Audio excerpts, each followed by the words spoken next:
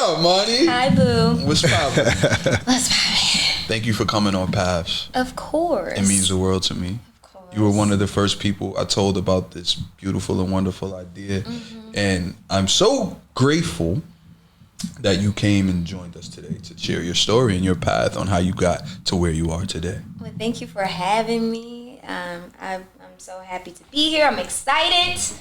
Let's go. Let's go. Who is Imani Hakim? Ooh, in what sense? In any sense that you feel free, you feel comfortable speaking in regard to. Who, like, how would you describe yourself? If you can tell the world who Imani Hakim is, and then if you look in the mirror and see who Imani Hakim is, find that delicate balance. That's a very deep way to answer. Question to start the podcast.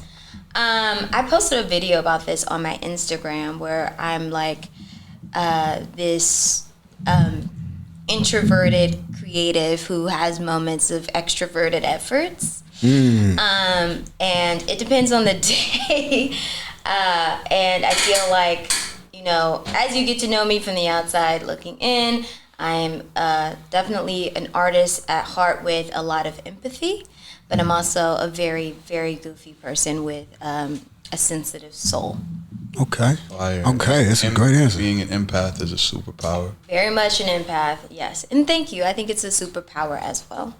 Okay, so where does your story start? Where are you from? And I am from Cleveland, Ohio, originally. Cleveland. Yes. And that's where I'm from. Word up. Okay. Okay. Did you have childhood aspirations of being an actress, or was it something you fell into? You know, I had aspirations of being a creative. I don't think I was able to pinpoint exactly what that looked like. So the way I started was I loved acting. I loved writing. I think ultimately I just love storytelling. And so that manifested itself through writing, acting, having this desire to direct. So at the age of 7, I would just be like in my room, being introverted as hell, putting on a one-woman show for me. Yeah. And so, in the mirror. Yeah, just in the mirror. You and the brush. Writing. To the I would teddy take my dad's bears. camera and I would play multiple roles and just, you know, have the whole setup. And my dad took notice of that very early on, and he was like, okay, my kid doesn't want to go outside and play with her friends. She's choosing to actively stay in her room. So what am I going to do about it? So eventually I got my start in at our neighborhood theater. Really took a liking to it. Unlike my brothers, they didn't really love it. And I was good at it. And and then that kind of just snowballed into us eventually pursuing the path professionally. Okay, so what were some of your most early memories of auditioning at that age? Because how old were you when you first started auditioning? So when I first started auditioning was 11. So I got my start in Cleveland, Ohio, loosely in the theater scene at maybe 7, 9. Okay. And then long story short, there was a talent scout happening in Cleveland. And my dad took my cousins and me and my cousins down to downtown Cleveland, and we auditioned for this talent manager. And out of all of us auditioning, she was like, you come to LA. And so my dad and I saved up, me saving up money, I was a child, but my dad saved up the little coin that he had. I think he borrowed some money from my grandfather. And we came out here and did the second state, I guess, level of this talent scout, and got really great feedback, and everybody was like, come out here for pilot season, you're great. So fast forward to 2005, January, we packed up all of our things in the van, drove across the country, was living in our van to pursue this career, and we couldn't get in contact with any of the people, the agents or managers that we met at the talent search, because I don't know if they still do this, but back then it was like really heavy on referral, and we couldn't get past the assistants. So they were like, how did you meet? Whatever. And so we kind of hit a wall while we were out here. We were broke, living in our van, eating Vienna sausages from the 99-cent store, bathing in Starbucks bathrooms, and just like hoping to get this opportunity.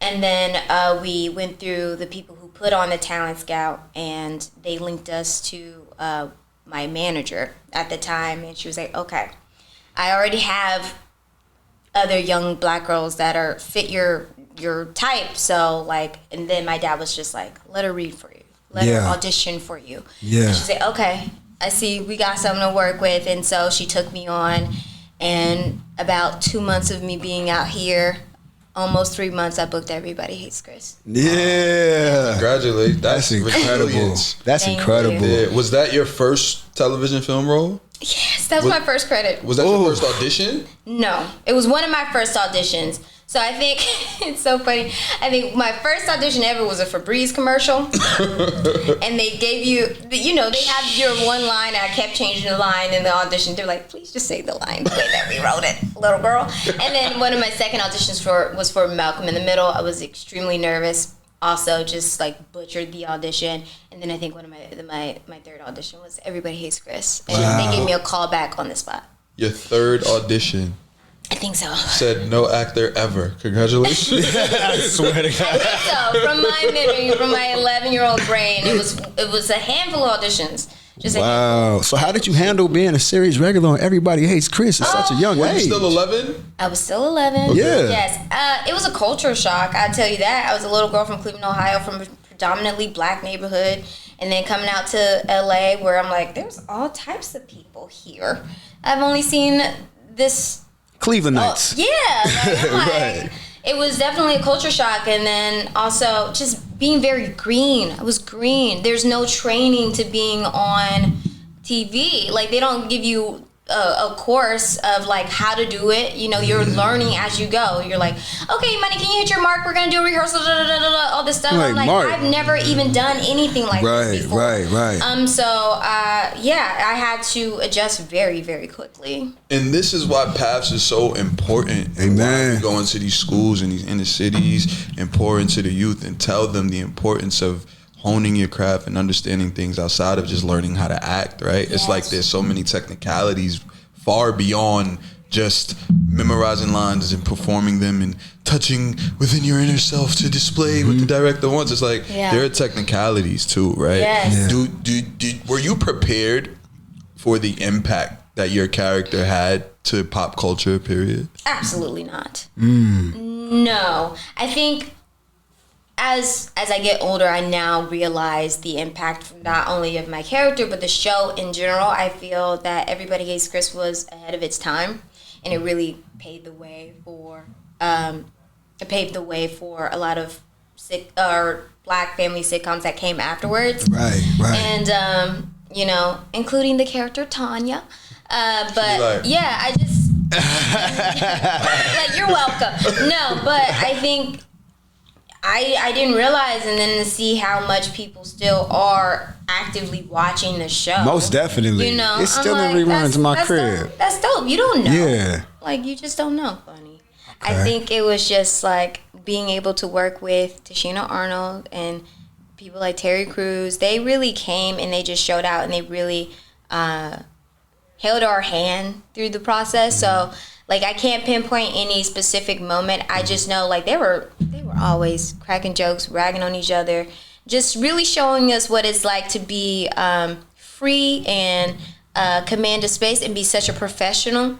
But every day was funny and hilarious. It was the best introduction I could have gotten, I think, because a lot of people don't have the privilege of having a great experience as their first Especially not their first one. Especially not one Yeah. where you on set every single day as a regular. Yes. Now, I do have a question, right? What's the question? Now, I did some research. And by research, I mean Google. All right. So, one of your castmates, Tyler James Williams, he was on a show and he was talking about experiences on sets, right? So, speaking of funny moments, were you among the children in the cast that was running around the different sets and trashing them before? Honestly, probably. Because they were my brothers. So I was angry with my brothers. So I'm sure I was there. I was playing Follow the Leader. But as far as my memory, I don't recall. That's called pleading the fifth. You remember? Contact my attorneys for all further questions. I ain't trying to air you out. I thought it was so funny. We had to entertain ourselves. You know, we were on set for 9.5 hours a day because of child labor laws, and then also balancing school. So, you know, we had to find a way to entertain ourselves. And shout out to our teachers, because they felt that we were getting antsy, so they talked to the producers of the show, and they were like, we need to like have like a PE moment for them or something. We need to block out time so they can let out this energy and still be children, right? While they're at work. And so right. Okay. Before that, I'm sure we were. You could plead the fifth. This is in 4K. You ain't gotta. Did you stay in LA after Everybody Hates Chris, or did you go back to Cleveland? I stayed. I think after we finished the pilot, as we were waiting to hear if we were picked up or not, I went back home for maybe a month or so. But I mean, LA is home. It became home. That's what's up. That's what's up. Okay, so what is the biggest lesson, if you can think of one, that you learned on that set? Biggest lesson? It could be a life lesson. It could be an acting lesson. Maybe one of each if you can't condense it. But going back to watching Terry Crews and Tashina Arnold, they were just so fearless and bold and courageous with their approach to comedy. And so I think that is a lesson that I try to remember as I go through just approaching the craft and discovering new things, is to just be fearless. Be fearless. Courageous, yeah. So how many seasons did Everybody Hates Chris go? 4 seasons, even though it felt like much longer. Lifetime. Yeah. 4 seasons, last episode, series finale. Yeah. What happens in Imani's life? My life? Me? Because you're 15 or 16 at the time. 15. If I'm You're right. aiming those numbers correctly. I was 15. Oh, wow. It's just weird to think about that. What happened? I probably cried. I think there is a fear that you find this comfort in this home that you created. Again, this is my first gig, and I got to work in between seasons, but this is my first gig, so I'm just like, oh, what's next? And also this hopefulness. So you're just like, I'm excited for, you know, what I'm going to be able to accomplish in the near future. And I think I was hit with a reality check that it doesn't come as easily as what I experienced with Everybody Hates Chris, that I had to like kind of like, you know, that's when I experienced the real of the grind of Hollywood in the auditioning process and, you know, the ebbs and the flows of the industry. Okay, so after 15 years old, you adjusting to life after Everybody Hates Chris. Mm-hmm. Did you go find an acting class to be a part of, or did you find yourself just, at different networking events where you were just adjusting to people reacting and asking you what was next? What was the life after that? So I'm thinking 15. So I was actively in an acting class. Okay, which one? It was a class that my manager at the time she taught. Okay. However, I didn't get into I don't want to say real, but like an intensive acting class until I was 19. So I would say from 15 on, my career kind of slowed down. I would work here and there, but it was a little slow. I think I was just finding my way as a teenager, living my life, you know, discovering myself. And when I was 17 to 20, I didn't work for 3 years. Not one gig. I think I booked a McDonald's commercial, and then it was just a drought. It was just dry. And again, another reality check of being like, oh, I'm on this hit show. You think these opportunities are gonna just flow and come to you, but that's just not the case all the time. And so I got an acting class at 19, and I was just like, okay, it's time to, you know, find my way back in, rediscover my love, rediscover my approach. And then at 20, I booked Gabby Douglas' Story because I was in class, and my coach was like, and that was Aaron Spicer. Aaron Spicer. I've audited a few of his classes. Yeah. Now, my question becomes, what was there any specific moment or several different things compiled together that helped you rebrand yourself as an adult actress as opposed to a child actress? Ooh. That's a great question. Yes. See, okay. Hey now, yeah. So one thing is, I look younger than my age, and but I also feel that I walk into a room with a very mature energy, for the most part. Like, so there was something that was bumping up against where, you know, I played a lot younger than I actually was. Me and the boys are the same age. They're not even a full year older than me. We're the same age. And so people assumed that I was a lot younger. So I think that came with rebranding of just feeling like I know I can play these roles, but, you know, casting might not always believe it if they put me next to someone who's actually that age. Right. You know? So I think with that, I had to, like, again, figure out what I wanted to do and what my path was. And also... path. I love it. And also, I think for me, it's just being unafraid to say no if I don't feel aligned with something, and if it's not necessarily the image that I want to go with, and also if I'm not passionate about it. I have taken jobs because, you know, we needed to pay rent, and that's real. Sometimes you have to, it's survival as well. But I'm also like, morally, like, where do my morals stand? And sometimes it's just not worth it. So that came with, I'm okay with taking long breaks at a time because my values are more important, and my creative integrity is very important too. Yeah. So I'm known for saying no. Mm-hmm. Right? We've talked about this. Yeah, we have. So I'll say no. So how did you find your courage to say no? Because you don't want to just take everything that comes across your desk, right? You have to, you're the prize.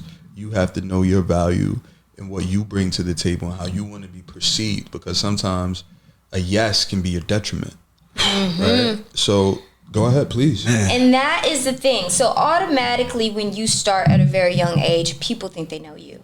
They think they know your skill set. They think they know what you're capable of because you've played a role, and they're like, this is your type.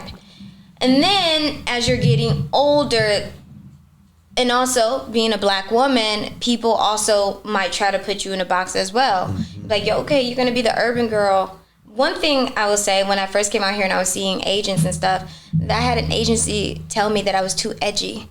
Too edgy? Too edgy. What does that even mean?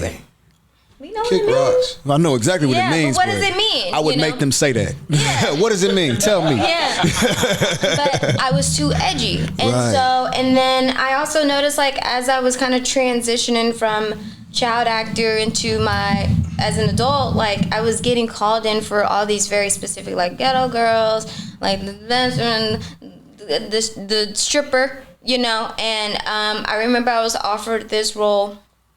And not that I couldn't do it, but I was like, this is not, I am so much more than this, because they think that they know me. They think that I'm this edgy, whatever. And I can be all of those things, but I'm also a nerd. Right. And I also like alternative music. Yeah. And I also like anime and all these things. And I want to be able to play those roles. Yeah. You know? Yeah. And so going back into being able to say no, it's just like, I'm carving out who I am in this, you know, and I'm going to be courageous and making that choice and sacrificing the fact that I'm not going to be working multiple times a year because of the things that I'm being offered are, you know, considered opportunities, but they're not in alignment with my vision. Exactly. You know, because also, again, it's very easy to, like, once you say yes, then people are going to keep calling you for those things that you've said yes to. Mm-hmm.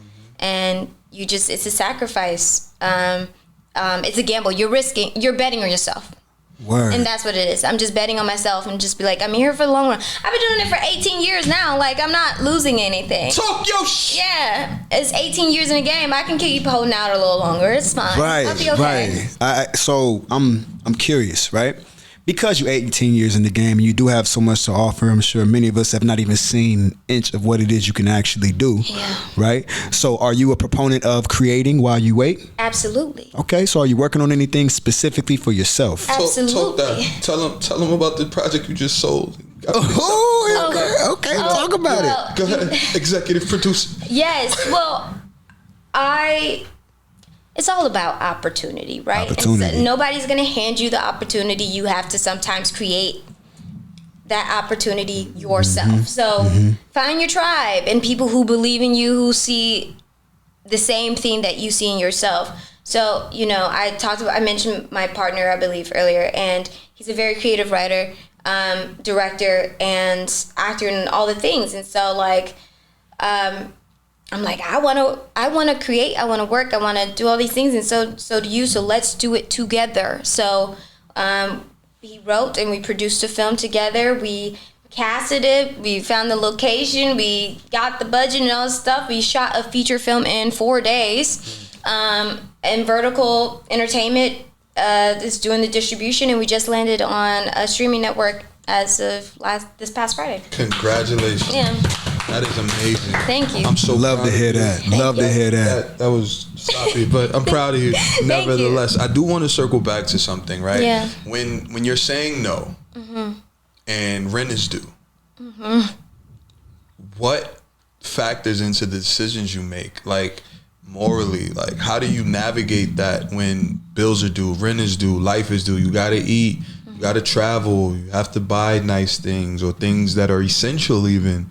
What goes into that determining factor when you're deciding when a role is offered to you that you might not rush to say yes to? Yeah. I am a big believer in listening to your gut instinct. I thrive. I don't know if it's just a superpower that women naturally have a little bit, but I am very big on going with the feeling. And if it isn't a hell yes, it's a no. It just is. But this is me answering today as the 30-year-old version of me. But if you would have asked me that question a few years ago, it would have been different, because I would have been like, I gotta eat, But if rent was due tomorrow and I was struggling and the role came up, I don't know if I would take it. It might just be different. I might have to pivot and do something else, because it's just like, again, it goes back to that integrity of it all. It's just, it has to feel good. Right. I want to be proud of the work that I'm doing. I want to be proud of the people that I'm working with. And I know you can't get it right every single time, but that's the lesson. That's it. That's expansive in its own way. But I hope for those choices that I'm making, I get it right more than not. I don't think it's a coincidence that you said it's something that women have, because everything you said just now exuded both wisdom and patience. And in the Bible, wisdom and patience are both referred to as women. Amen. I think that's dope. Very dope. That's really, really dope. Yeah. Now, you are obviously a hard worker. So it's easy to assume you've probably burned out once or twice in your day. Absolutely. So how do you handle... Come on, I like that. I like that. Yeah, should have asked that question. All right, so... Shut up. How do you handle burnout as an overall creative? Because I'm sure a lot of creatives could use some perspective. Oh, man. I will use the most recent example of the burnout that I was feeling. All right. So the pandemic happens. And for me, it really, and I feel for a lot of us, it really shook things up and put things into perspective about what's important. Because, pre-pandemic, here we were getting multiple auditions a week, driving all over the goddamn universe to get to these auditions. Doing all this work in class, whatever you're doing, whether it be acting class, dance class, whatever you're doing, trying to expand yourself, because I got to be well-rounded. Right. I have to be available, not taking vacation, because I have to be available. And then the pandemic happens and we all are like, what are we doing? But then after a while I'm like, what am I doing? Yeah. What am I doing? Why am I feeling this need to spread myself thin for what? Because at the end of the day, I can't take any of this shit with me. Right. You know? And so... Say with me. I heard that. I thought it was just me. I was like, where we at? Me. She teleported.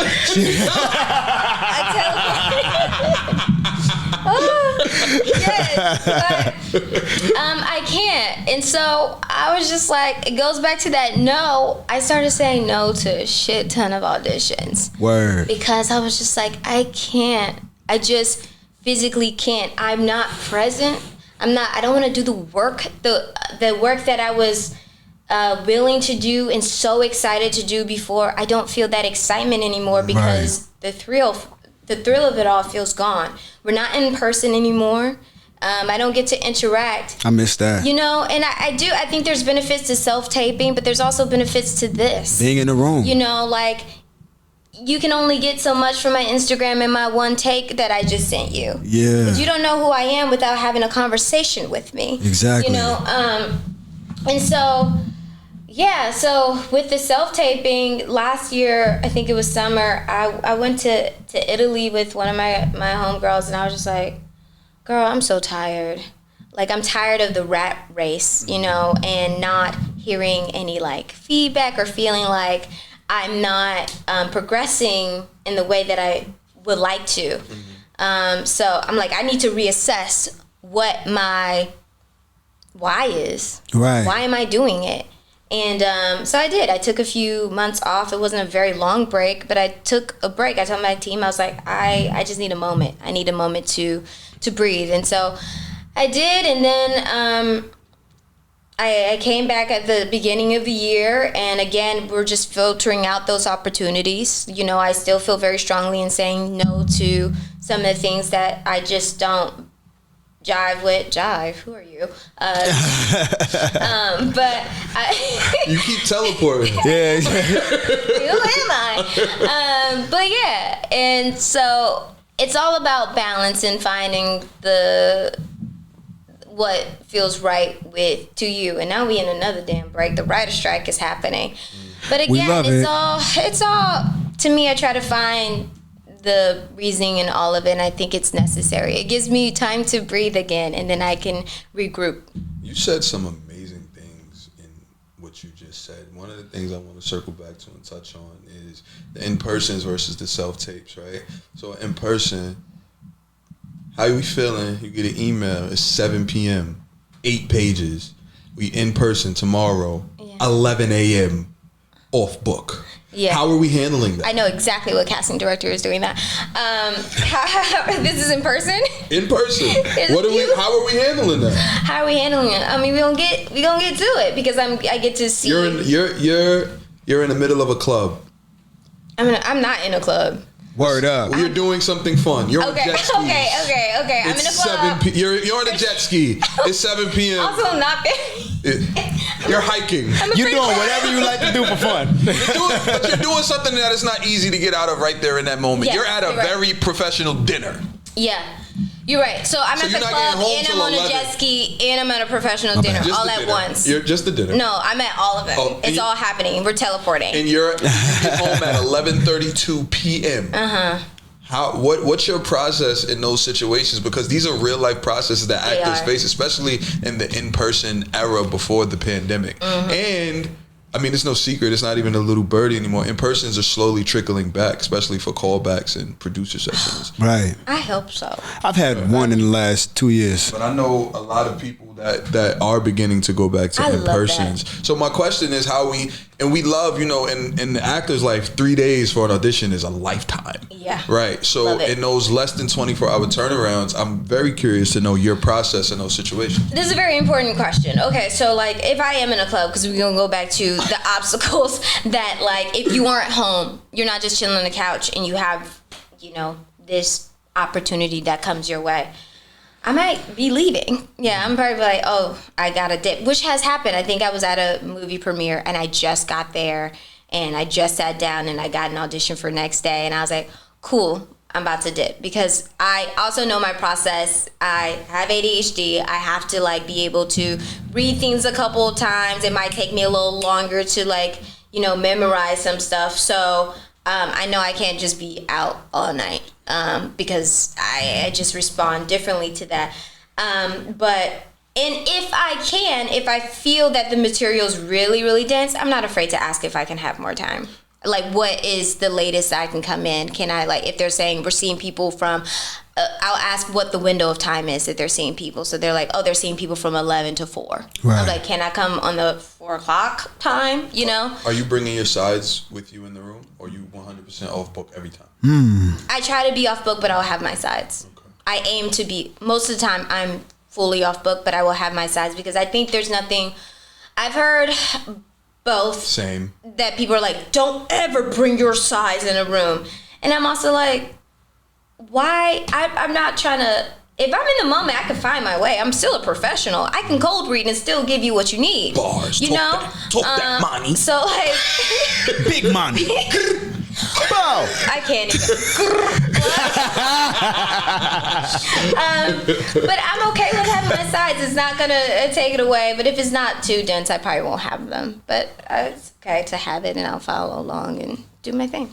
Okay, so looking forward, if you could manifest a genre that maybe you haven't gotten to play, or maybe you only played once, you want to play again, whether it be action, suspense, drama, comedy, what would you like to be the next big thing for you? Ooh, okay. So the next big thing. First thing that came to mind is sci-fi. I haven't done anything sci-fi. Okay, and I think that would be a really fun challenge. Yeah. There's a list of things, Terayle. Okay. So sci-fi would be one. I'm also working on a project right now that is a character that is, she's an alternative Black girl. So I would love to, you know, lean into that. I would love, you know what? Being on a show that I'm on, Mythic Quest, right now, has reintroduced my love of comedy. Come on, Apple TV. I've had so much fun doing comedy again that I would love to do more. Like a rom-com would be cool. Yeah. Everything, really. You know? Anything that you say hell yeah to. Hell yeah, exactly. Exactly. Just give me the opportunity. So, that's it. For the young actress out there that's looking up to you from afar, that might not have direct access to you, that is pursuing her career, right? She has her headshots, she has her resume, she has her demo reel even maybe from some short films and some web series. Guide her as much as you possibly can to booking that first role from there. What would you tell that young lady striving and pushing and giving it everything she's got? And that's such an open-ended question, so answer it however you see fit. The first thing that comes to mind, and I wish I would have known when I was getting my start, is to just be yourself. And I think I was to a point, and that's why they liked me for Everybody Is Chris, because I did have that edge and I was green, and they liked that. They saw how that fit in the show. But I think as I got older, I felt like I had to change to fit in. Where if you're just authentically you, people will see that. And people want to, they will gravitate towards that, and they're just going to want to work with you because of you, because what you bring is enough. And that's just like how we move in this space. That's my advice of like staying connected in here. And outside, you know, find your tribe. Find those people that support you. And I don't mean just like, yeah, good job, girl. I mean, like truly, fully, that see you, praying that are willing to, that are praying for you, that are nurturing you, that are pouring into you. Find that tribe that keep you healthy here and here, because shit gets real. Fact. Shit gets very real and very hard. Yeah. And get your ass in class. Find a great coach that you trust, that also believes in you, that's like, hey, get your act together, because like you don't want to miss your window of opportunity. So for the men finding acting classes, audit, go audit. There's so many talented and incredible acting coaches out there, Leslie Kahn, Aaron Spicer. There's so many different people out there, and you just have to find who you mesh with, and then talk to your friends, you know. And if you can't afford class, who are some of your friends who are really doing it that you trust? If I'm like, Christian's killing it right now, run your scenes with Christian. Yeah. You know, like, can you help me? Right, help me break right. this down. Help me find the tools that I need. I can't be in class right now, but I really want to keep being proactive. Yeah. And how do you do that? So if you were not acting, any other career path, what would it be? That's a great question. I've been changing my answer every single day. Okay, what is it today? Today it was like, I'm gonna travel the world. To make money? To make money? You could do that 2023. Well, You could be a traveling Instagram I could be a poster. travel influencer. Facts, you I could do could. whatever I want. Where was that? We jumped to like I don't know, three what was different it? What did it planets. sound like? What did it sound? What was it giving? Sometimes I'm like, I will be a painter and I will do arts. I'm going to a sewing class, so that might be a new thing. I might get into fashion. And also a mother. I think like I could just see myself kicking it and being like, I'm moving out of the country and I'm going to raise my children in Portugal or something Start a and farm. just chill. Yeah, I'm out, yo. Every other day, that's also a thought. Y'all got 3 more years for me. Guess you gotta find another co-host. Have you ever, because as much as acting is the craft, there's a business to this. Period. Have you ever had to adjust your representation team? How Yes. challenging was that, if it was at all, and how did you go about navigating that? Okay, so I'll use one example that was the most challenging. Was my first manager that I had when I came out here. She was my rep from age 11 to when I was 22. And that was very hard for me to be like, something's got to give now, because I feel that, she's done all that she could do for me. And I've done all what I could do for her. Like, we've served our purpose. And I think there's a comfort that comes when you're with your team. And also, I can be a little bit of a people pleaser. And so, like, I just didn't want to shake it up. But I also was like, I want to elevate. And I have this vision. And we're not breaking it, and I'm not sure if you're seeing me anymore. And so that was one of the hardest things. And I've shifted teams quite a bit, and that was the hardest, because I wanted it to be us together. But God was like, no, it's time for you to grow and expand. And so I had to switch it up. So how do you go about picking who's the ones? Like, are you looking at other people saying, that's where I want to be, so I need to be with them? Are you taking meetings? Are you going to networking events? How do you decide who's the next person you're going to go with? And do you find them before you let go, or do you let go and then you find them? You got to let go before you find them. It's the law of the vacuum. You got to clear out space, and then something else is going to come in. That's the way I look at it. And also it's just better business sense. Like, you can't just be like double dipping. People talk. This town is small. People are going to be like, but you was with me when I was, no, you got to clean slate and then make your moves. As far as networking is concerned, luckily for me, I've been blessed in this way where I've had one rep or the other, like whether I had a manager or an agent, so they're connected, so they might set up the meetings, but you can definitely find representation by going to networking events. But yeah, as far as when I pick and how I pick, again, going back to that gut feeling, you got to be excited about me. I'm a Leo. I need you to be August or July. And I have to, August 12th. Heard you. Okay.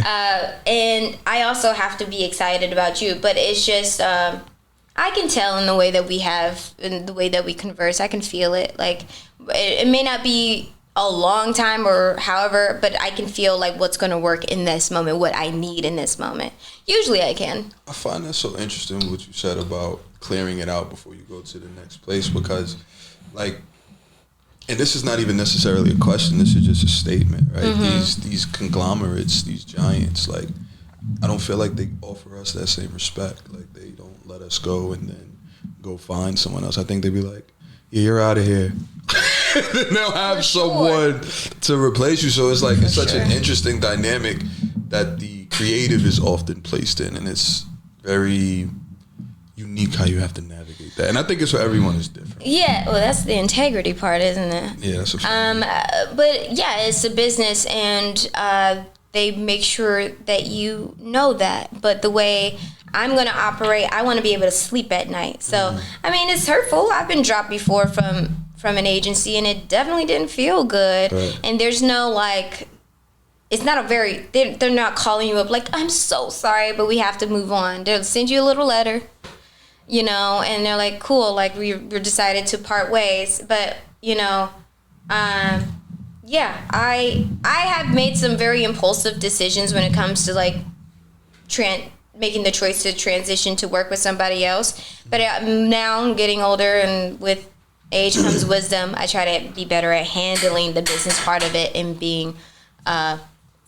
and clearing out before I bring people in. So I think, you know, for everybody it is different. Some reps are very, you know, compassionate in the way they handle things of that nature. Some reps. So, yeah. No, for sure. There are some heartbeats left out here. And we Yeah, appreciate there it. are. You're right. You're For right. sure. Not For everybody is bad. For sure. You just got to find the people that make you feel safe. That's offended. Thank you so much for an incredible interview. Imani, this was dope. I'm super excited. Pass it to my man Zito for the win. Yes, we do. Money! Thank you so much for pulling up today. Terayle! All right, happened earlier today. I was like, what is Yes. Thank you so much for pulling up to Paths. I hope you enjoyed yourself.